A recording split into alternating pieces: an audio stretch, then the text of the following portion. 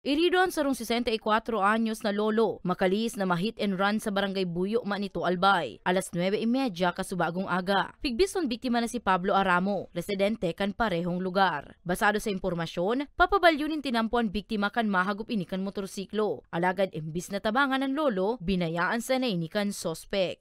Sigun kay Roy Juneda, ang responder kan Manito Emergency Quick Response Team, sarong concerned citizen ang nagpaabot sa indang opisina dapit sa nangyaring insidente, natulos manindang nirespondehan. So sabi niya, tumatawid daw po siya sa kalsada, tapos biglang may bumunggo sa sa paanan. Kaya po nakuha niya yung na-injury. Kasi malapit yun po sa bakery. Tapos nung patawid daw po siya, nasalpok daw siya ng nakamotor. Nagsapo nin seryosong tama sa bitis ang biktima na padagos pang pigbubulong hastangunyan sa Manito Municipal Hospital. Ang paano ko lang po na gapos pong nagabalyo po ng kalsada, dapat po manod po kita mag left and or right.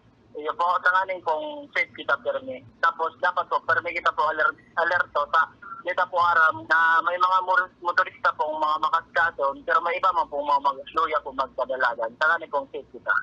Padagos man ang ginigibong investigasyon kan PNP ngani masusog ang sospek. Para sa mga baretang Tatak, Bicol, Danica Garcia.